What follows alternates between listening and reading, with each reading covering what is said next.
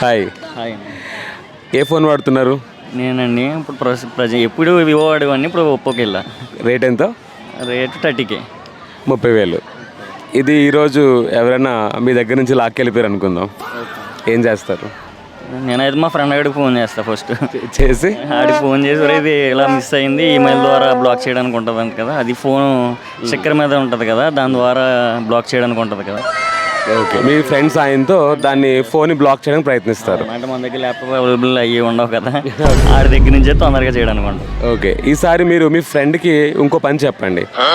9493206459 ఈ స్క్రీన్ మీద కనబడుతున్న నెంబర్కి మీ ఫ్రెండ్కి చెప్పండి, జస్ట్ హాయ్ అని మెసేజ్ పెట్టమనండి. ఓకే. వెంటనే ఒక రిప్లైలో తిరిగి ఒక మెసేజ్ వస్తుంది.